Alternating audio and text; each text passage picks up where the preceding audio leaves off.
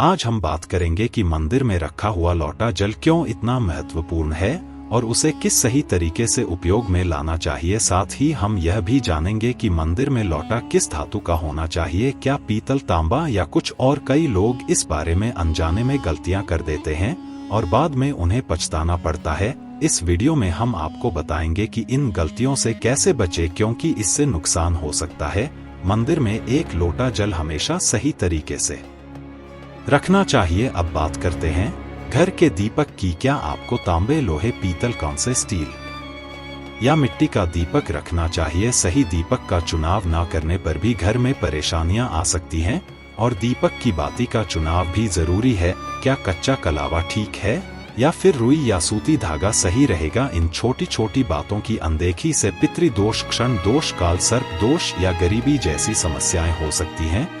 दोस्तों, यदि आप इस वीडियो को बीच में छोड़ने का सोच रहे हैं तो आप अभी छोड़ सकते हैं, लेकिन कृपया ध्यान रखें, अगर आप लक्ष्मी माता का अपमान करते हैं तो यह आपके लिए शुभ नहीं रहेगा। अब बहुत से लोग यह सवाल पूछते हैं कि मुख्य द्वार पर जल छिड़कने का सही समय और तरीका क्या है? क्या इसे स्नान के बाद करना चाहिए या बिना स्नान के भी किया जा सकता है? और क्या झाड़ू लगाने से पहले जल छिड़कना चाहिए या बाद में? एक और सवाल जो अक्सर पूछा जाता है वह है, क्या पीरियड्स के दौरान मुख्य द्वार पर जल छिड़क सकते हैं या दीपदान कर सकते हैं? और जब मुख्य द्वार पर जल चढ़ाएं तो इसे अंदर की तरफ से चढ़ाएं या बाहर की तरफ से? फ्लैट या किराए के घर में रहने वाले लोग भी पूछते हैं कि मुख्य द्वार पर दीपदान और जल छिड़कने का सही तरीका क्या है। आज का वीडियो इन्हीं सवालों के जवाब पर आधारित है। सबसे पहले हम यह जानेंगे कि घर के बाहर और अंदर दीपक जलाने के क्या फायदे हैं।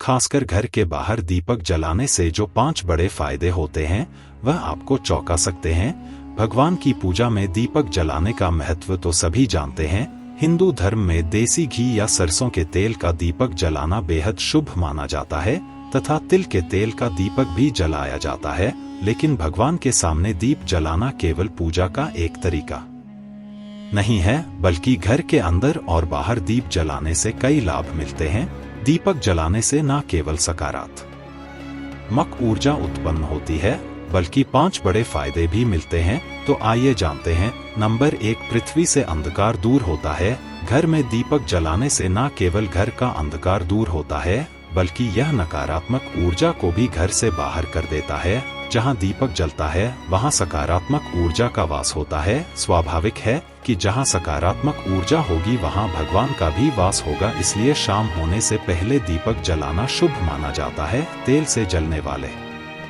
दीपक का असर उसके बुझने के बाद भी आधे घंटे तक बना रहता है, जबकि शुद्ध देसी घी का दीपक वातावरण को करीब 4 घंटे तक सकारात्मक रखता है।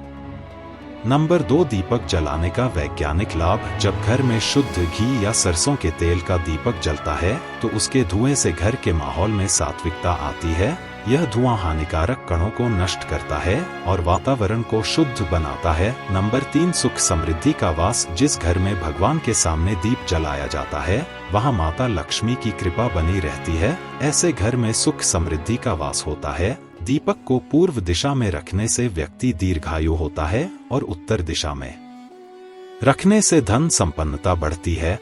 दीपक न केवल घर के अंधकार को दूर करता है बल्कि हमारे जीव को भी प्रकाश की ओर ले जाता है। नंबर 4, बीमारियों को दूर भगाने में मदद। घर में दीपक जलाने से बीमारियां आसपास नहीं भटकती। परिवार के सभी सदस्यों को स्वास्थ्य लाभ मिलता है। खासकर अगर दीपक के साथ एक लौंग भी जला दी जाए तो इसका असर 2 गुना हो जाता है। यह त्वचा संबंधी बीमारियों को दूर करने में मदद करता है। नंबर 5, शुभ शक्तियों को आकर्षित करना। सनातन धर्म के अनुसार जिस घर में सुबह शाम दीप जलाया जाता है वहां कभी अंधकार नहीं होता। ऐसा घर शुभ शक्तियों को आकर्षित करता है। जलता हुआ दीपक शुभ शक्तियों को चुंबक की तरह खींचता है, जो घर के लिए अत्यंत लाभकारी होता है। तो दोस्तों, अब जानते हैं कि मुख्य द्वार पर जल छिड़कने का सही समय और विधि क्या है। अगर आप मुख्य द्वार पर जल चढ़ाते हैं तो आपको यह ध्यान रखना है कि जल को रात में सोने से पहले एक पात्र में भर कर रखना चाहिए। आप कोई भी पात्र ले सकते हैं।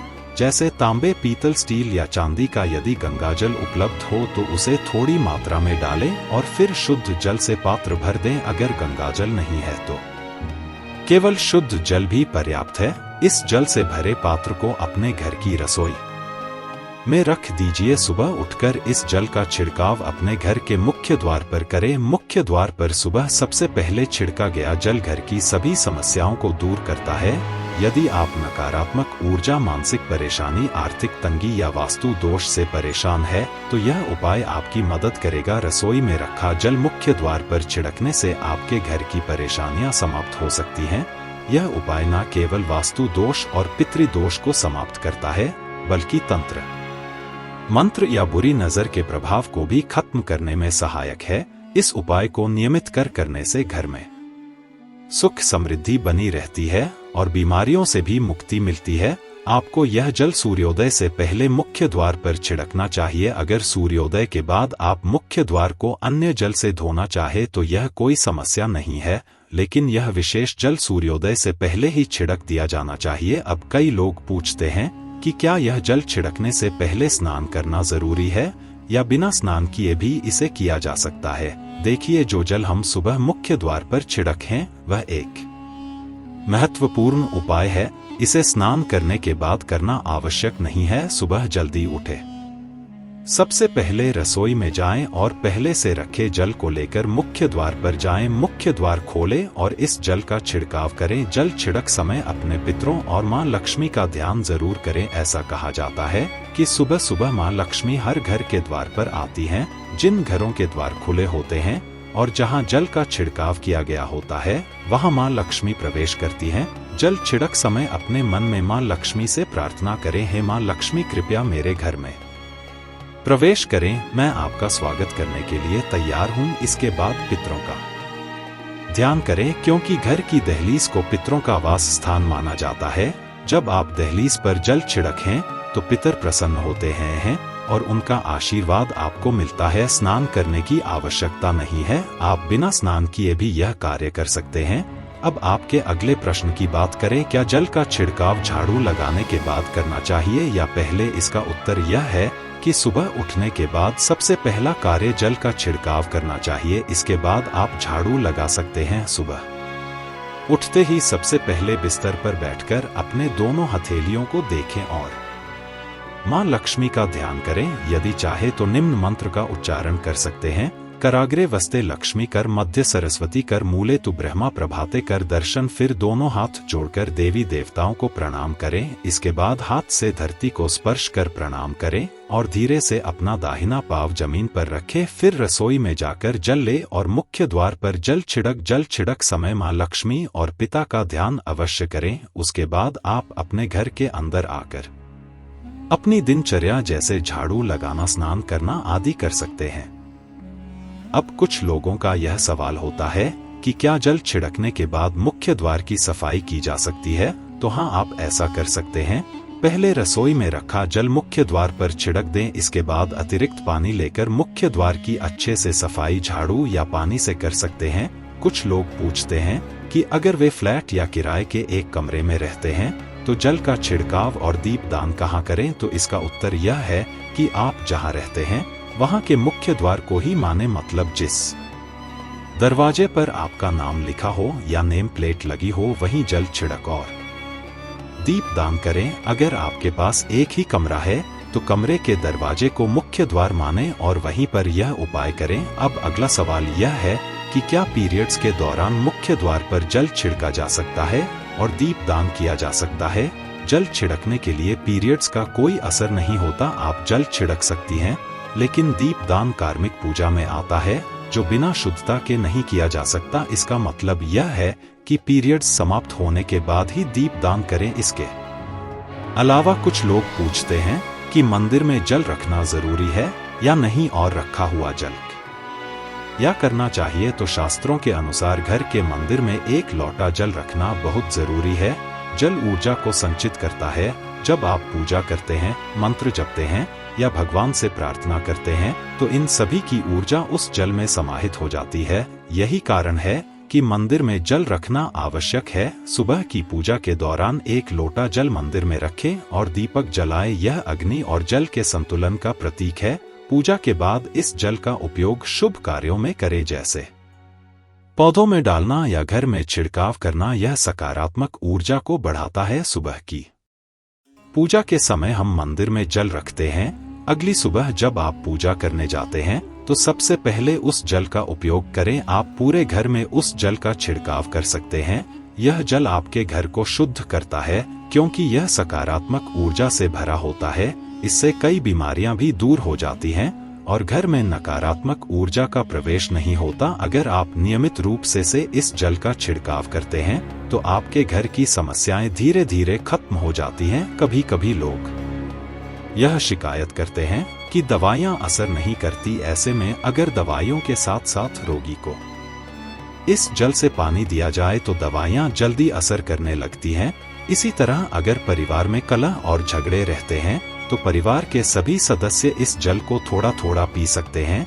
इससे धीरे धीरे सकारात्मक विचारों का प्रवाह शुरू होता है और घर में शांति और समन्वय आता है। अगर आपका कोई व्यापार है या दुकान है तो इस जल का थोड़ा सा छिड़काव वहां भी करें। यह आपके व्यापार को सफल बनाता है और किसी भी तरह की परेशानी से बचाता है क्योंकि यह जल बेहद सकारात्मक ऊर्जा से भरा होता है। अब बात करते हैं कि मंदिर में जल क्यों रखा जाता है। जल को अमृत माना जाता है और यह देवी देवताओं के लिए विशेष महत्व रखता है। मंदिर में 1 लोटा जल रखना उतना ही आवश्यक है जितना कि आप रोजाना भोजन करते हैं। जब हम भगवान की पूजा करते हैं तो तांबे या पीतल के पात्र में 1 लोटा जल जरूर रखना चाहिए। यह जल एक सागर की तरह होता है और हमारे जीवन के दुखों को समाप्त करने में मदद करता है। यदि कोई व्यक्ति भगवान को रोजाना भोजन नहीं कर सकता तो वह मंदिर में 1 लोटा जल रख सकता है, जिससे उसकी पूजा पूरी होती है ताकि भगवान इसे ग्रहण करें और यह जल रूपी प्रसाद अगले दिन सुबह आप प्रसाद समझकर ग्रहण करें। लेकिन याद रखें, मंदिर में रखा जल कभी भी तुलसी में अर्पित नहीं करना चाहिए क्योंकि यह जल सभी देवी देवता ग्रहण करते हैं। हाँ, अगर आपके घर में लड्डू गोपाल या राधा कृष्ण हैं और आप 1 लोटा जल उनके लिए अर्पित करते हैं तो आप अगले दिन यानी सुबह के समय वह जल तुलसी में चढ़ा सकते हैं। मंदिर में रखा जल अगले दिन यानी सुबह अपनी आंखों को धोने के लिए प्रयोग करें। इससे आंखों की रोशनी बढ़ती है और आंखों की बीमारियां दूर होती हैं। शास्त्रों के अनुसार जो लोग मंदिर में 1 लोटा जल भरकर नहीं रखते उनके घर में अकाल पड़ जाता है, घर की स्थिति खराब हो जाती है, परिवार में मुसीबतें आ जाती हैं और गरीबी का सामना करना पड़ता है। आप चाहे तो 1 लोटा जल में फूल आदि डालकर रख सकते हैं जो बहुत शुभ माना जाता है। मंदिर में रखा जल का एक और उपयोग यह है कि इसे घर की रसोई में खाना बनाने में या पीने में भी प्रयोग कर सकते हैं। लेकिन यह जल तभी इस्तेमाल करें जब आपके घर में सात्विक भोजन बनता हो। अगर लहसुन या प्याज का इस्तेमाल होता है तो इस जल का प्रयोग खाना बनाने में नहीं करें। इस जल को परिवार के सभी सदस्य थोड़ी थोड़ी मात्रा में पी सकते हैं और बचा हुआ जल आप घर के पौधों में डाल सकते हैं। यह जल व्यर्थ नहीं होता, इसके बहुत सारे उपयोग हैं। अगर हम सही तरीके से इसका प्रयोग करें तो यह हमारे जीवन की परेशानियों को सुलझा सकता है। मंत्रों से अभिमंत्रित जल बहुत शक्तिशाली होता है और हमारे घर के मंदिर में रखा जल देवताओं का आशीर्वाद होता है क्योंकि वह हमेशा देवताओं के पास होता है। इस जल में सभी सकारात्मक शक्तियां समाहित होती हैं और अगर हम इसका सही प्रयोग करें तो यह हमारे जीवन में सकारात्मक परिवर्तन ला सकता है।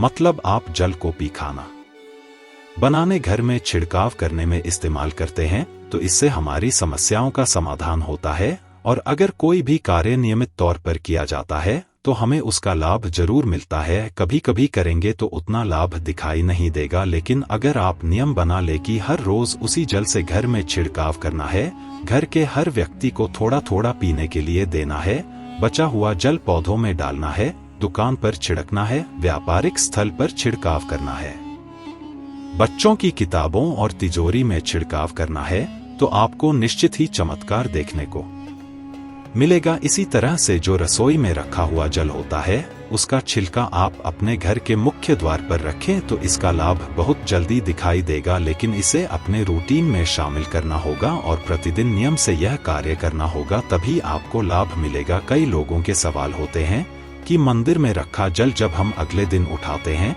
तो उसमें कभी कभी कीड़े मकोड़े पड़ जाते हैं, तो क्या हम उसे ढक सकते हैं? हाँ, आप उसे पूजा के बाद किसी प्लेट या कटोरी से ढक सकते हैं। जब आप अगले दिन उस जल को उठाएंगे तो वह बिल्कुल शुद्ध और साफ सुथरा होगा। आप इस जल का प्रयोग किसी भी कार्य में कर सकते हैं।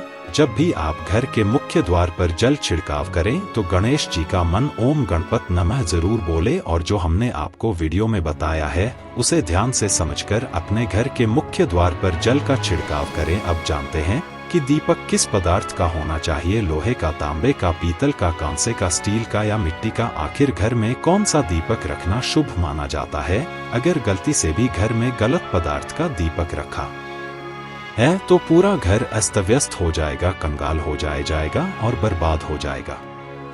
देखिए, स्टील के दीपक में पूजा करने से घर में शनि को नाराज किया जाता है। लोहे के दीपक से भी पूजा नहीं करनी चाहिए क्योंकि इससे घर में गरीबी आ जाती है। बाजार में लुभाने के लिए कांच के दीपक भी आ गए हैं, लेकिन बिल्कुल भी गलती से भी घर में कांच का दीपक ना लाएं, नहीं तो राहु केतु आपके घर में आ सकते हैं और घर बर्बाद हो सकता है। कांच का दीपक शनि और राहु को नाराज करता है। तांबे का, पीतल का और मिट्टी का दीपक धन की देवी लक्ष्मी को आकर्षित करता है। घर में कोई भी अन्य प्रकार का दीपक लाना सही नहीं माना जाता। पीतल और मिट्टी के दीपक को शुभ और मंगलकारी माना जाता है क्योंकि यह शनि और राहु केतु को प्रसन्न रखता है, साथ ही मंगल ग्रह का भी असर कम करता है। कच्चा कलवा और रुई से जलने वाला दीपक सर्वोत्तम होता है। जो लोग सूती धागे से हाथ पर बांधने वाली बाती तैयार करते हैं उनके घर में समस्याएं और गरीबी आ सकती हैं। रुई और कच्चा कलवा का दीपक ही शुभ माना जाता है। अब जानते हैं मंदिर में घंटी क्यों बजाई जाती है। शंकर के मंदिर में घंटी बजाने का उद्देश्य क्या है? ताली क्यों बजाई जाती है? शास्त्रों के अनुसार जब भी आप मंदिर या घर में घंटी बजाते हैं तो शिव महापुराण, लिंग पुराण और विष्णु पुराण में कहा गया है कि घंटी का नाद करते ही जितने तीर्थ हैं, साधक जो साधना कर रहे हैं, जप और तप हो रहे हैं, जितने दान किए जा रहे हैं, उन सभी पुण्य का फल उस समय आपके खाते में जमा हो जाता है। अब मंदिर में ताली बजाने का महत्व भी समझे। जब लोग भजन कर रहे होते हैं, साधना में होते हैं, अभिषेक कर रहे होते हैं या पूजा में व्यस्त होते हैं तो 3 बार ताली बजाने से उनका पूरा पुण्य हमारे खाते में आ जाता है, जिससे हमारा भाग्य उज्जवल हो जाता है। एक महत्वपूर्ण बात यह है कि घर में गरुड़ घंटी का नाद कर बेहद शुभ माना जाता है, मगर बच्चों को खेल के तौर पर घंटी नहीं दी जाती क्योंकि घंटी का नाद करते समय सभी का पुण्य हमारे खाते में आ जाता है। इसलिए घंटी का नाद केवल पूजा और भजन के समय ही करना चाहिए, इसे खेल खिलौने के रूप में ना ले। मंदिर में घंटी बजाने का तरीका भी महत्वपूर्ण है। यह हमेशा प्रेम और श्रद्धा से बजानी चाहिए, ना कि जोर जोर से। कई बार लोग मंदिर का पट बंद होने के बाद भी घंटी बजा देते हैं, जिससे पाप लगता है। अगर भगवान मंदिर में विश्राम कर रहे हैं तो उस समय घंटी बजाना घोर पाप माना जाता है। मंदिर बंद होने पर घंटी को रस्सी से बांध दिया जाता है ताकि वह ना बजे। घंटी बजाने का सबसे शुभ समय सुबह 400 बजे से लेकर 11 बजे तक होता है क्योंकि यह समय अत्यंत मंगलकारी होता है। इसके अलावा शाम 6 बजे से रात 11 बजे से पहले भी घंटी बजाई जा सकती है। रात 12 बजे के बाद मंदिर के पट बंद कर दिए जाते हैं और देवी देवता विश्राम करते हैं। इस समय घंटी बजाना पुण्य के बजाय पाप का कारण बन सकता है। दोस्तों, आज की जानकारी आपको कैसी लगी कृपया कमेंट करके हमें बताएं। अगर आप माता लक्ष्मी का सम्मान करते हैं तो एक लाइक जरूर करें और हमारे चैनल ज्ञानवर्धक टेल्स को सब्सक्राइब करके कमेंट में जय माता लक्ष्मी जरूर लिखें। धन्यवाद।